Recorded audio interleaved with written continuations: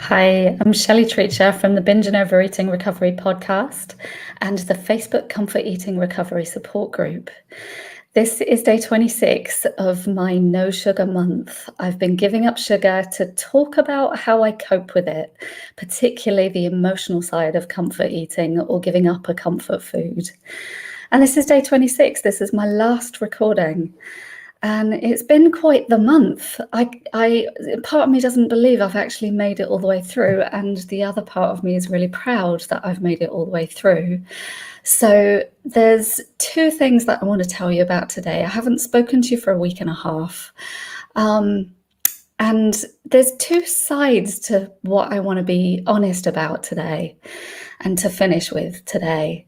And one side of it is feeling really good, feeling really healthy, look at my skin, it looks clearer. I think my eyes look clearer. I feel better. And so I can testify to the physical effects of not having sugar, refined sugar, not having alcohol have been really good for me, emotionally as well as physically. And just as I was talking about last time, one detox has led to another. So I started with just unrefined sugar, that I was cutting out refined sugar from my diet. That led to me wanting to give up caffeine because I was becoming so much more mindful about what was going on in my body and what would help me, what would actually not help me really. So I stopped drinking caffeine. I've stopped eating any kind of caffeine chocolate. And that has made me feel so much calmer and in control and clearer in my mind. I really like that, I've got to say. That's been feeling empowered. And then that led to me wanting to exercise. That was the next thing. So I started exercise last week and loved it, loved going back to exercise. Again, I think it's one of those habits that possibly after 2 weeks, I might think this is not as interesting as it was, but I still feel more motivated. So I imagine I will carry on exercising. That's what I'm hoping for, right? You've got to visualize the best.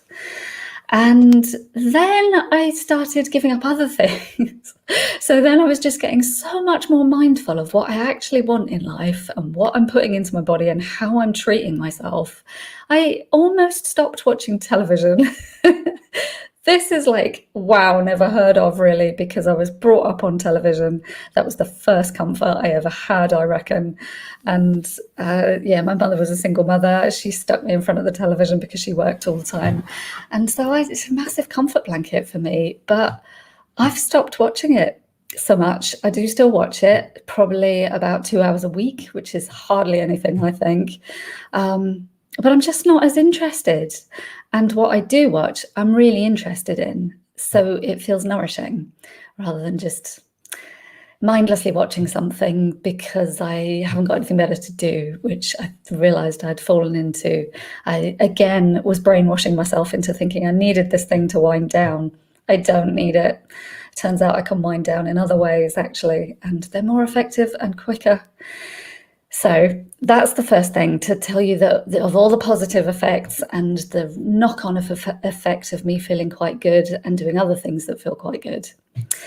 The other side of this coin is this just ridiculously good timing for me to be able to tell you about this. I had the greatest challenge with this week because something dramatic happened to me in my personal life. Something really, really triggered me this week. Not into the worst of the triggering that I'm aware of in my life. I've felt worse.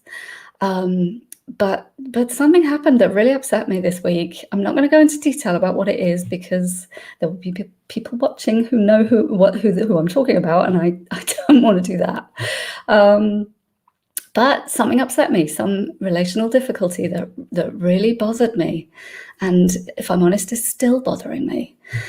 So I really got to put to the test wanting or not wanting comfort and sticking by how I really feel and managing my emotion in a different way to comfort food. And I even went so far as to have a dream. I had this dream about a cream donut. And it was the most gorgeous thing that I could possibly have imagined. But when I woke up, I'm like, oh, no, I don't actually want that. But somewhere in my psyche, that's what I wanted. That's what I thought would make me feel better.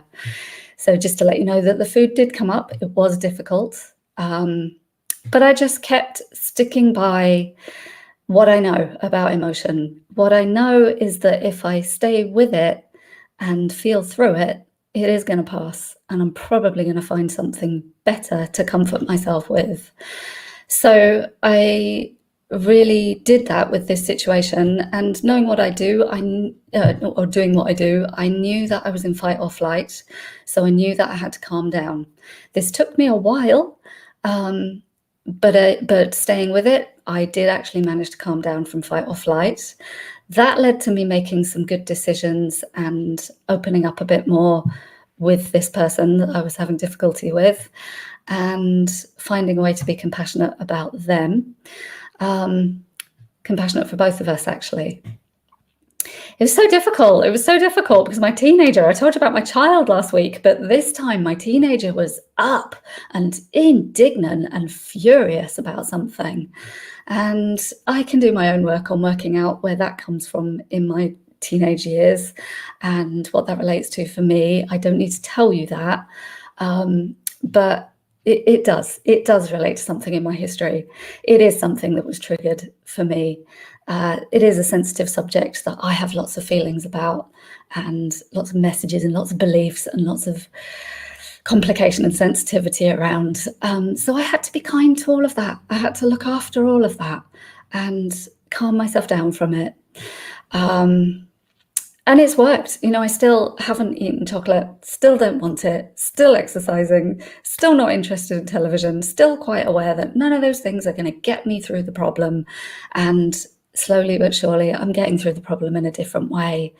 And I'm finding myself coming back to asserting what I need, asserting how I feel, in a compassionate and kind and calm way. I think that's the key to all relationship for me. It may or may not be for others, but I can certainly recommend it because it makes me feel happier and more empowered. And I don't think I would have arrived at that if I'd had a drink, had some sugar, went into all the comforts. Another comfort can be trying to get somebody else to comfort me. But really, I feel like we need to do this for ourselves.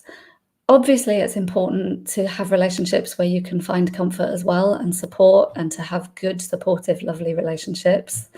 And with the isolation at the moment, so many of us are lacking in that co-regulation with people, and it is important to have that.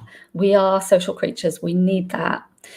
But it is also, I think, extremely powerful and probably quite important to be able to comfort yourself without all the external things, without other people, without substances. And so that's what I've been trying to prove to you this month. I've done it for 26 days. I'm going to still carry on doing it for the weekend. And then I probably won't have any more sugary chocolate for a long time, until it just happens to cross my path. Probably I certainly won't be buying it because I just don't fancy it really anymore. It doesn't feel like it helps. And I have really found my way more than I ever did. I've reaffirmed my way of finding a way through emotion. I know that's going to sound difficult to some people who are watching. And I guess I just want to really reassure you that it is possible. It is possibly painful, possibly lengthy, possibly takes some work, and awareness and research and lateral thinking and opening your mind. But it is possible to deal with emotion in a different way, no matter how painful, no matter how traumatic. It is possible to learn this skill of working through emotion and understanding what you really need. And that's all I can really show you from my personal life without getting too personal about it, which I'm sure you don't really need to know. But if I can help you in any other way, I can help you. So please be in touch. The best way at the moment is to be on my newsletter list. The link is below. That will show you all my media and all my published articles, all my podcasts, and all the courses that I run, all the workshops, the support groups, and anything else that I have to offer you. So please stay in touch. Please let me know how you found this series or today. And please let me know if you're watching on the replay. Just give me a thumbs up, #replay. Give me a thumbs up if anything at all here has been helpful to you. And please be in touch if I can help. That's really all I need to say and all I can say for this month. But I look forward to the next time that I get to talk with you in whatever fashion that might be. Thank you so much for watching. I really appreciate it. And I'll see you soon. Bye.